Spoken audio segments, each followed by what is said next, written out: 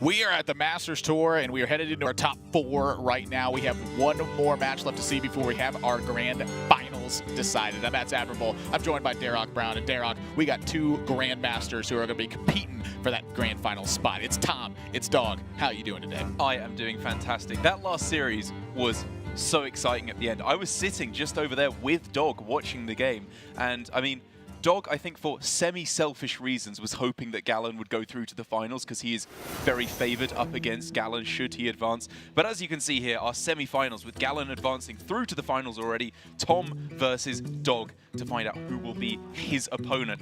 This Mage Mirror, at least in terms of class, is going to be very exciting. Yes, it is just in terms of class. And for Gallon, this was such a big win for him in this one. Just the advancement from 3rd and 4th place up to guaranteed at least a 2nd place spot. We're talking a $50,000 payday guaranteed if you can get to the grand finals in that one. And so you can see that match alone for Gallon was worth about $20,000. That's a lot of money. Is it? That is a lot of money. $100,000 is also a lot of money. But dare I say, even with that on the line, I would say that for Gallon, such a passionate Hearthstone player, a friend to so many of the all-time greats, getting a very good chance at a spot in Grandmasters for Season 3, I think would just mean the absolute world to him. Yeah, and right now he has positioned himself as the standout contender from the Americas region. And with Dog, he has a chance to match that and surpass that. Right. But in this spot right now, Dog is already one of the Grandmasters that's there. So if his spot is not up for relegation when that time comes, Gallon's sitting pretty looking for that spot that's right there. So you love to see it. And taking a look at Dog's deck, you mentioned it was a Mage Mirror match in terms of classes. Not in terms of decks. You can probably see why. You can indeed. No Mana Cyclone, no Sorcerer's Apprentice, none of that early game nonsense that most of the mages are messing around with. This is a freeze mage, we've been calling it, even though there's another kind of freeze mage that runs the fireballs. This one is all about great big chunky boys that you throw down onto the board, freeze your opponent's stuff, and then hit them in the face with your stuff. Very interesting build that had high payoff this weekend due to the density of warriors that were brought to the field. But now he's facing off against a deck that is potentially very dangerous for him against Tom's side, where he's got a bit of that trickery in there with the Doomsayer, but all that early game nonsense that you were talking about. Not too many of the chunky boys outside of the Giants. That's right. This is much more of an early game focused list, but for Tom, the real secret power that he has to unleash upon Dog isn't in his primary deck at all. It's that tertiary deck. When we get into game 2 and potentially 3, he can switch over to that deck where he has questing adventurers and polymorphs. When Dog faced up against Gallon before, I believe it was on stream, Dog got wrecked. These questing adventurers were just unbelievably strong for Tom. We've seen time and time again the mage really struggles to kill them off. Yeah, and I think that that's probably going to be one of the biggest things to look at is that Dog, I think, needs a game 1 victory here to make this a realistic series. I think in games 2 and 3, if questing adventurer shows up, Dog is in a massive amount of trouble in the face of that card. And so I think game 1 victory for Dog is probably more important than it is for Tom. But for Tom, it's still very important. If Tom wins this whole tournament, takes the whole thing down, he will become the #1 prize earner of all time in Hearthstone. Is that right? That's right. He will unseat Tice and take the #1 spot. I didn't know that. That's actually really cool. But if he's going to do it, he's got to take down Dog first. No slouch of an opponent.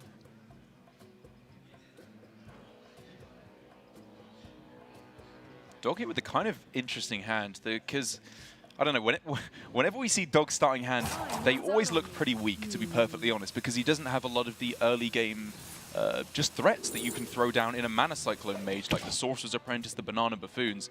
But even just having Luna's Pocket Galaxy alone, in combination with a Doomsayer to tide him over to it, I think this is a pretty good hand for Dog. Don't want to be drawing the Caligoses before you cast that, though. And for Tom, true.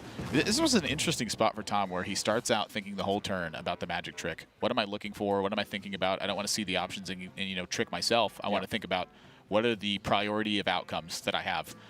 And then Rope starts burning. He casts the magic trick instantaneously, takes the pick. That sets off some alarm bells. Yeah, turn 2, just instantaneously hero power, pass back. Tom looks like he's in the zone. I actually saw Tom, right before I stepped on the cast. He was sitting down at one of the tables. And he was taking a nap. Right. He's conserving his energy. That's a classic facet of Tom's play. He gives 100% focus when necessary, but then he powers down when he doesn't have to. as we've already got a very interesting interaction here from Dog and Tom. The Doomsayer on 2 is a very interesting discussion point, because what on earth is he trying to hit that Tom could play on turn 3? Big things that come to mind for me are just Banana Buffoon and ensuring you get down an Acolyte without a Banana Buffoon there. That's one of the nightmare scenarios. I guess so. It makes that the Acolyte is challenged directly by it, and it also offers you this clean turn, where if Tom wants to go for more card draw in the face of you doing something like that and not develop, you suddenly get a very clean Luna's Pocket Galaxy turn, and now we're looking at a matter of draws away of Dog being able to have massive advantage. That's a really good point, because the sequencing I was looking at from Dog was Doomsayer on turn 3 to stop a Giant coming down from Tom, and then to go for coin into the Mana Cycle, coin Luna's Pocket Galaxy for Dog the turn after. But then he wouldn't have been able to fit in the Acolyte of Pain as well. And now that the Acolyte of Pain is in play, he can start drawing those one-cost minions. Yep. It works out gorgeously. The proactive load on the draw is such a weird mechanism to be in. And is this a rare one-mana Giant? Indeed it is. Not an off-sighted Giant, but a powerful one. And so for Dog, one of the reasons why I think he didn't mind offsetting the Giant in this position was because he's got strong freezes in hand. I'm looking at Frostbolt, 2 Ray of Frost, Arcane Keysmith can back that up at times. And so I think for him, the priority was getting the Pocket Galaxy down and then drawing. Absolutely. To reach that point. So I think this is a really smart iteration. I really liked it, and I think it was not quite so obvious. We've actually seen very consistently from Dog the desire to play Luna's Pocket Galaxy first and then draw afterwards. It makes sense, obviously, because you get more one-drops, one-cost minions, to be playing. But he's deliberately avoided going for Arcane Intellect on curve, instead to save it to draw those cheap minions. I think it's some very inspired play. Something that's interesting to me is I usually see Tom sitting back in the chair and very relaxed. And right now, Tom is leaned forward and laser focused in on this game. Yeah. That's just an interesting contrast to what you normally see. I mean, that's the way he's been throughout this entire tournament, I would dare say. When Tom is at this peak of focus, there is very few that can stand up to him. Even amidst this, Dog remembering that I could play this for 0, but that doesn't use all my mana. So he makes the strictly better line of play of being mana efficient. Tom left now with a plethora of options. And, I mean, it's not as bad for him as Dog may have thought that the Giant was cleared off, but I do still really like the play from Dog to get rid of it just in case of a Conjurer's Calling. Yeah, something that, Tom really doesn't have to think about now is, cost adjustment on future minions. Even if Sea Giant was something he had to think about here, the major thing he's got to look for is just where does his power turn sit? Yeah. And so the question mark I have is this a Luna turn? You just saw a lot of burn from Dog's side.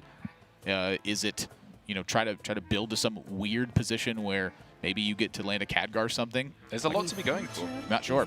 I think I like going for the Luna here, because in these kind of hands where you don't really have all too much to be moving towards at the moment until stuff hits the board, you just want to draw. You want to find yourself Conjurer's Calling, you want to find Mountain Giants, anything you can as Tom to get some power on the board. I'm looking at this position that Tom has had, and the fact that he's not able to pressure, I think is really going to spell a long-term victory scenario for Dog here. I mean, he already loaded Lunas, and this game is not anywhere close to being over.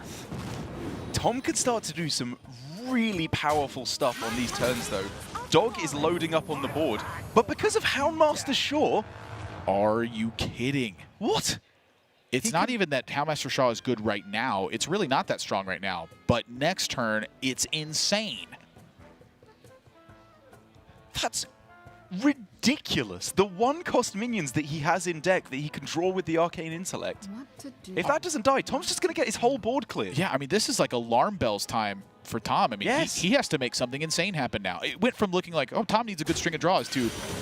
This is like emergency button. Like Doomsayer doesn't even clear this stuff most of the time because he can just get rushed into. Yes. Oh, my Lord. And Dog looks like he wants to draw for the Mountain Giant right away. That's the consideration. I think it's that, and it's Sea Giant. He wants to make Tom Sea Giants more expensive so that an explosive turn cannot be played. That attack actually shuts off Sea Giant into Conjurer's Calling. Yes. It also shuts off Sea Giant into Sea Giant. Ah, yeah, that as well. So I think it was a very important breakpoint that Dog correctly counted. Well, it's draw cards time. Absolutely. Behold the tools of creation. It's a little expensive there for Tom to be playing. Rabble Bouncer freeze Doomsayer. That prevents some of the rush mechanisms. The tools of creation. Does he want to go for the freeze already? For the Doomsayer already, though? He's not that far behind on board. That Shaw needs to die. It does, but like Tom's hand pretty much necessitates there being a full board for it to work, because it's with a Rabble Bouncer and 2 Sea Giants. So clearing off the board with Doomsayer isn't even that good. I think you're right. I don't think he can play the Doomsayer and win. I don't know if he can not play the Doomsayer and win. I think you may be right there as well. It's such a weird spot.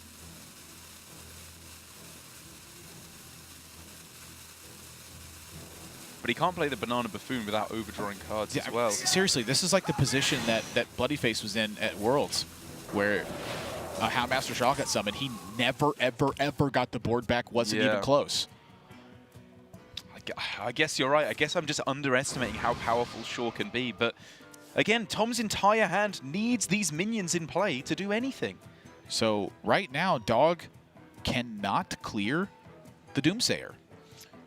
If we were to see Frostbolt ping, no, you're right. Wow. It was such an important turn for Tom. If he goes Arcane Keysmith and rushes in, that still doesn't make any difference. It's both of them taking the same positions. Truly not like this.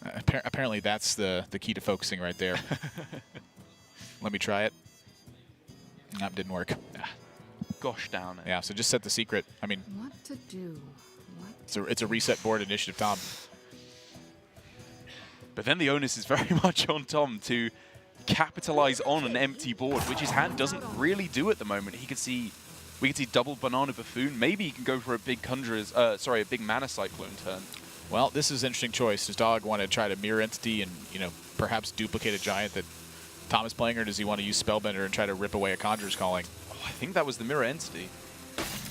I think mirror entity is going to be the often wiser play. Yeah. If you see a Mountain Giant into a Conjurer's Calling, you get a Mountain Giant. If you see a Mountain Giant into a Conjurer's Calling with the Spellbender, you would get a pair of 1-drops. Yeah. So instead, you get a Banana Buffoon. But you know what? I'll take it. Yeah, it's a constellation prize. I mean, it really wasn't what he was looking for there, I guess. I mean, what was he looking for there? Splitting Image, I guess, was probably the premier option, because he can just play a giant, and then it's very difficult for it to be cleared off for Tom. Tom moving into the Cyclone, too. Yep. Makes sense to me. This running out of hand space. 3 extra cards given. This will burn. Which is a mistake. Is it? I mean, perhaps he just wants the most spells available. Would you rather have a random spell than a card from your deck? I don't know. He could be that desperate. I'm pretty sure you'd rather have a card from your deck. Either way, I can tell you what, that top deck of Conjurer's Calling was insane. Yeah, that is absolutely huge. That is going to bridge him over to Caligos very happily indeed. Tom does have the Polymorph, and he does also have Khadgar into Conjurer's Calling. Yeah. By the way, the Polymorph is where that extra mage spell was. Perfectly calculated by Tom. You're not wrong. Hand is too full.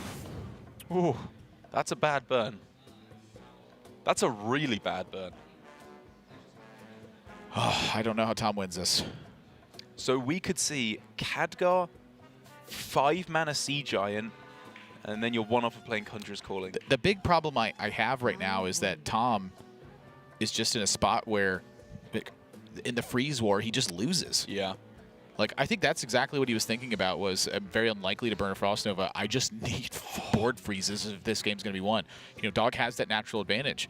The first player who cannot capitalize on a board-wide freeze is usually the player who ends up getting the game snowballed against him. It gets so complicated, because at its most base level, then you're saying, am I more likely to draw a Frost Nova from my deck or get one off of 3 generated spells? But also you can generate other freezes, which makes it more likely if you generate an extra card rather than drawing. But then you need to factor in the fact that freezes are not the only things he's looking for. He also wants to find threats that he can Conjurer's Calling. There's too many thoughts. There's way too much going on there to be thought through. So I can understand Tom's thinking of just going for an extra spell. And that's a 1-cost Archmage Antonidas. Oh my god, that's insane. These freezes for Tom, even if he starts picking them up or randomly generates them, that does not help you against an Archmage Antonidas. I mean, he's out of them now, right? The magic tricks are gone, the mana cyclones are gone. You're correct. Wow, yeah. Does he have another magic trick? Could he? I don't think he does. Maybe get another one. Either way, it's pretty fringe. Yeah, seriously, like the way that this has panned out is like Tom would need the longest of shot outs possible to happen, and even in that case, there's probably like a solvable checkmate-ish scenario here for Dog. I don't think Tom can emerge victorious because of Luna's Pocket Galaxy and the pressure it provided. It was just insane. Largely off the back of the Houndmaster Shaw that showed up. That forced Tom to blow up his board. That definitely helped. And I mean, I think that was such a crucial point there with the Doomsayer that he went for, because it quote unquote, it worked. The thing he was trying to do of clear the board, he was able to do that, and therefore Houndmaster Shaw didn't just run away with the game for Dog. But his hand is still just so full of stuff, he can't get it out onto the board. And now in the position where he can actually finally play Khadgar Conjurer's Calling on this Sea Giant, he just can't defend while he does it. Yeah, it just needs to not be a Sea Giant. Needs to be defense. Or they need to bring Mulch Muncher back to 10 mana for Tom to have a chance. It needs to be defense. I guess so. Tunnel Blaster is what he's looking for. Spirit of the flame. Not these. Tom concedes, and Dog is up a game. Oof. In the top 4 here. Just one game away from finding himself in the grand finals. And as you highlighted, this first game for Dog was absolutely crucial to be taking the series. Now that we're in Specialist and Tom can switch over to his tertiary anti-mage deck with 2 polymorphs and 2 copies of the Questing Adventurer slotted in there as well, it is looking to me like Dog is in big trouble. Questing Adventurer, I think, is the kicker here. Honestly, that game panned out pretty cleanly for Dog, all things considered. And there were 2 real factors to look at there. Number 1, he has the freedom of coin and the extra card that it provides. Number 2, he landed the Doomsayer pressure into Acolyte and had Luna's Pocket Galaxy for the payoff. That's a major portion of the deck, is to get those kind of payoffs. He also got the fortunate outcome on his Astromancer that he drew. And so I think when you look at it from a top-down perspective, he still has some game against Questing Adventurer. That's true. But I think it's much tougher to pull off than what Game 1 looked like. Indeed, as he will not be able to play anywhere near so passively. Because if you look at the vast majority of Tom's turns there, after the Mountain Giant was swiftly dealt with by Dog, everything after there was so awkward to play. The Sea Giants couldn't come down because Dog was deliberately keeping his board size small. For example, sacrificing off his Acolyte of Pain in order to deny Sea Giant Conjurer's Calling, or double Sea Giant, which Tom had in hand. If he hadn't gone for that, maybe Tom would have been able to find an edge back into the game. Just great recognition. Yeah, Dog has been playing very well, and he will have to keep on playing very well if he wants to take down these Questings and Polymorphs. And Dog has actually moved on to his secondary deck here, which includes 2 copies of Sea Giant and Khadgar and 2 mirror images to fight back. This is actually kind of interesting to me, because if one of Tom's major points is going to be to load up on a big Questing Adventurer, that means the board get wide. Yeah. Because you're going to have to be throwing mirror images in there, you're going to be throwing down all your little minions, and so Dog looks like he wants to answer that back by saying, you know what, these big heavy-handed things aren't going to work. I need to get Sea Giants in play and crack you back with them. I have 4 freezes. Yeah. Do you? This is surprising. I mean, it makes sense looking at the list. I'm trying to think, have I seen Dog play a Mage Mirror while I've been casting? Because I don't think I've seen him switch over to the secondary deck yet. It's also possible it all just has, in my head homogenized together as I just stare on in awe at Luna's Pocket Galaxy turns. That's true. But, I'll be curious to see how this actually ends up working out in this place. I'm getting a slight little update here as we move into game number 2. If Dog wins, that means Tom goes to 3rd place and Possessi would go to 4th place on the tiebreaker things. This is the sheet I was handed. If Tom wins, Possessi goes to 3rd and Dog goes to 4th place. So the 3rd and 4th place have a $10,000 difference that are stacked in them. So we probably know who Possessi is rooting for in this one. The first tiebreaker is group performance, which is how you did during the dual elimination stage, and then the second tiebreaker is going to be Swiss standing. So because Tom has performed better in the group standings, what that means is Possessi's Swiss standings would, you look at the way it pans out with Dog, that's where that big one lines up. He did better than Dog did in that one. So Possessi wins $10,000 more if Tom wins. And the difference for Dog between winning and losing is at least $30,000. That's crazy. That is insane. All on one game of Hearthstone. As well, we've been talking about that. Tom is already unloading with an early questing adventurer. His secret weapon against the mages is looking pretty powerful. And this was a risk here because Frostbolt is part was of Dog's a deck. clean answer, but it's not there. And that's not a Vaporize. Can you represent one, though? And at the speed of which you take it, does it change the representation?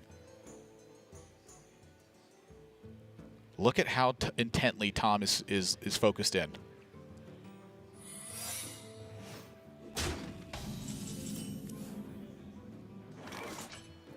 Oh my god. Tom can play so many cards here. A Spellbender was the pick, which will likely get a Ray of Frost. Does Tom believe that this isn't Vaporize? He has checks for it, and that's the check. Yeah. You always check first. I think it's definitely the way you go about it. You could even have gone this and then Arcane Intellect. You test for a bunch of different So that's a question I have then. If Dog takes Ice Barrier there, Tom can't activate the secret without attacking. So will he believe that it is what it is? That's so interesting. Frostbolt is still available, and Ziliak's available as well. So Dog has a check to the Questing Adventure here as well. So now my question mark is on the Arcane Intellect there instead of a second Ray of Frost. Did he account for Ziliak's in this spot? Well, my question mark is not even on the Arcane Intellect. It's on the Elemental Evocation. Why give him such a clean kill with Ziliak's? Because Dog has already clearly represented he does not have Frostbolt, right? Because if he had that, he would have just killed it the turn prior. I think so, yeah. I'm pretty sure he would have gone for that play. But having Ziliak's is a very real possibility, and just one copy of Elemental Evocation being played would have kept it alive. I don't know. I don't think I like it from Tom. I don't think both of these evocations are likely to be as useful as the +1/+1 on the questing. You know, he has to consider hand size at least. You know, if he draws Mountain Giant in this spot, he gets to answer back with Mountain Giant Conjurer's Calling. True. And if he goes too far in on Questing Adventure, a Conjurer's Calling will massively shred the average stats that's presented there. You're also right. I see his reason. I'm just not sure I agree with it. I feel like when Dog rips a secret there, it's a Spellbender instead. I want to protect my Questing Adventurer. I agree. I think that's... If my opponent Conjurer's Calling my minion, I'm pretty happy about that. I would be pretty happy with that as well. Whereas if they Ziliak's it, you're pretty upset as Tom. But either way, we've gone from what was looking like it could have been a completely blowout victory to Tom back to a much more reasonable game here with a pretty difficult decision actually here off the magic trick. With 2 Conjurer's Callings already in hand, I think I like the research project. He needs something to cast it on.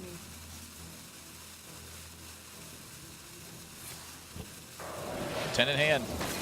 Got to burn one. And Dog, that means he's open for a Giant here if he wants it. Open for the Luna's Pocket Galaxy if he wants it. And I have to imagine, given what happened last game, that Pocket Galaxy's got to be on your mind. It's tempting. Playing a Giant here is so good though, right? Like you just want to be the first player to put the Giant down. You want to push your initiative. Even if Tom has a Polymorph in this situation, you're still delivering chip damage away. But my question is, if you just Luna's Pocket Galaxy and you rip Conjurer's Calling, would you have regret playing the Giant to see that happen? Maybe, and I guess you're right. The polymorphs do make a huge difference in this instance. It's perception. How does Dog see the situation and which one's a bigger payoff?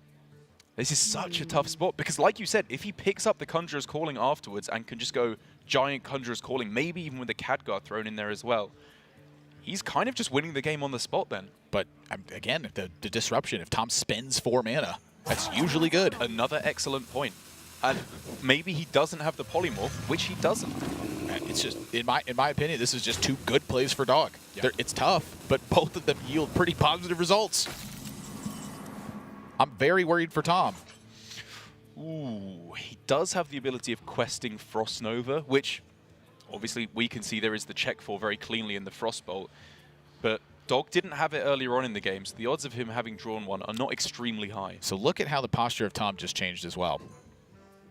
What to do? Sitting up. Well, he just sat back. He's in that comfortable Tom spot again. I don't know if that's a good or a bad thing right now, given what was happening before. Maybe he's in his flow state. He's in the zone now. Tom zone. He's got to get back in the Tom zone. What to do? What to do? I mean, there's so many things he needs to do. He needs to fend off a giant. He needs to develop his own pressure. He needs to find the right cards to pressure with first. Like, this hand is not offering these tools. Yeah, like, he could even consider questing Frost Nova double evocation to play around the one-off Frostbolt. I don't think it's worth it. I don't think it's worth it either. I think you banana buffoon. I think you can consider eating the damage for a turn, but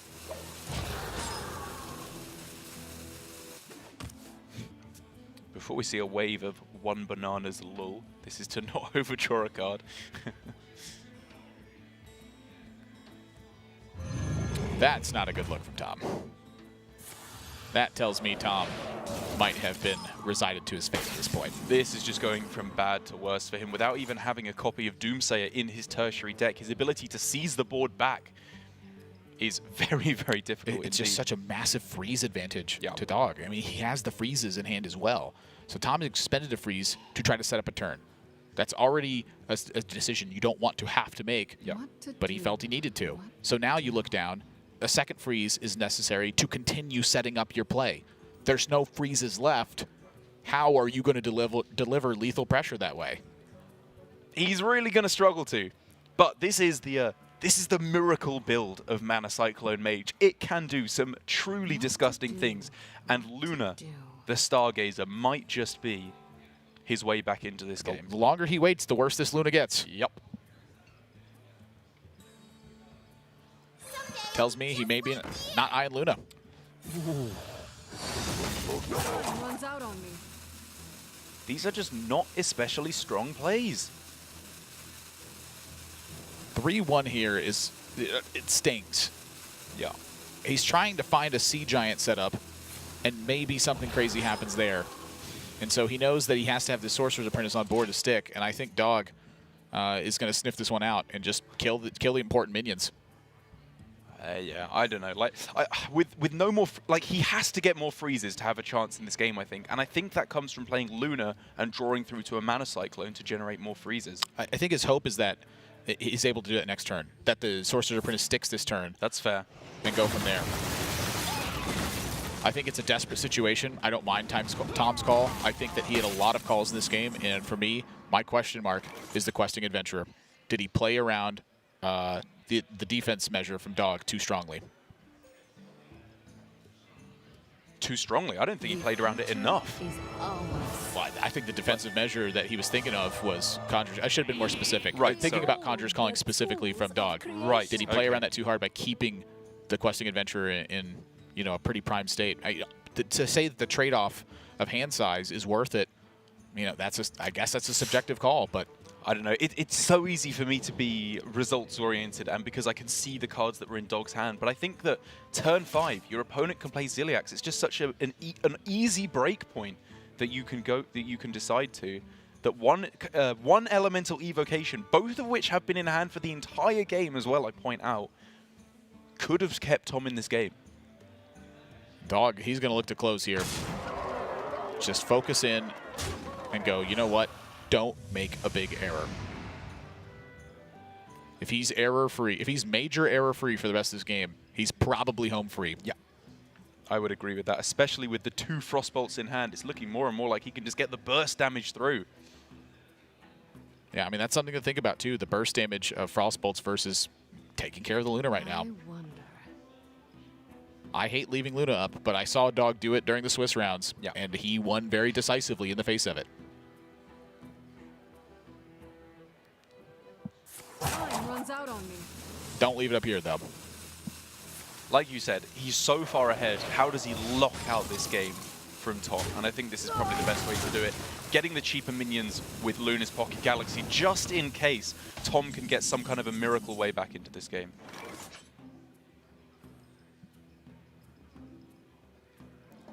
It's not here, Derek. There's no 2-drops on Dog's side to go for Doomsayer.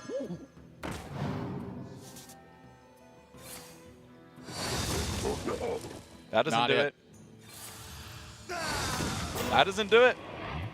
That's it. Dog is advancing through to the finals to face off against Gallon to find out who will be our champion here at Masters Tour Las Vegas. An impressive performance from Tom in this tournament to come all the way here and make it to the top 4. 2 Grandmasters battling it out on this side of the bracket. But ultimately, it's Dog who's having his day in that finals portion. He'll face off against Gallon as we have an all-American finals here. We do indeed. It hurts me a little bit as a European, but I think Dog and Gallon are 2 of the absolute best representatives that America has to offer. My commiserations to Tom. I think he's played some fantastic Hearthstone over this weekend. In particular, I want to shout out his great deck building. Having an anti-mage sideboard that a lot of players didn't think to include in their mages, I think was pretty inspired. I love the questing adventurers, and I think it really nearly paid off for him here against Dog, but Dog just giving him absolutely no wiggle room whatsoever. Indeed, just an impressive set overall for Dog as well. He's just pretty clean, through and through. And for Tom, I look down at that one, and to win a tournament of this size, you're going to have to keep that fortune going. And in this one, I feel like maybe his hands just didn't give him the potential to. He never really had the explosive turns. He had a questing adventure set up, but we were never looking at him having one of those madness draws where you draw tons of cards and then have a Conjurer's Calling on a prime target. That just wasn't available for him. And I think that staring down a Houndmaster Shaw in game number 1, he was pigeonholed into making a desperate play to try to snag it back. And so ultimately, it's Dog who emerges victorious as a result. Yeah, I think the one thing I would have liked to have seen from Tom was maybe going more all in on what his hand was good at. Like when he has a good questing hand, you go all in on that and try and ride it to a victory. But that's old news now. The finals have been decided. Dog versus Gallon is going to be our finals here at Masters Tour Las Vegas. Coming up next. I am excited about this one. Gallon was talking about this tournament a lot. He's cast Grandmasters with me in week number 4, and he talked a lot about how difficult it is just to win in a large field in general, let alone against one of the most stacked large fields that we have ever seen, this being the first Masters Tour, of course. And to see him make it all the way to the finals with some pretty impeccable play, taking risks at the right times, and with a deck that, weeks ago he said, I think this might be the strongest deck in the field. Even with Cyclone Mage getting insane and some of the rogue builds getting out of control, he said to me, I think Bomb Warrior is just going to have what it takes. And to come in with no Elix and to see Hypno and Gallon perform super well with Bomb Warrior, both of them in the top 8, both of them with no Elix, I think that's just an incredible look. I think it is. I'm very happy for Gallon for 2 reasons. Primarily, I think he's a fantastic player for all the reasons you just highlighted. Secondarily, for me personally, if he qualifies through to Grandmasters, it means he can't cast it, which is a little bit of a breathing room for me personally. He was coming for my job a little bit too hard there, I think. Well, now he's coming for your tournaments as well. He's facing off against America's Grandmaster Dog in the finals of this one, which means we got to go to a break and get it set up. But you're not going to want to miss it. Coming up next is our last match here at the Masters Tour in Las Vegas. It's for all the marbles, it's for all the dollars, and for all the titles, which is just one. 2 players remain. We will find out who's going to take it all home right after this.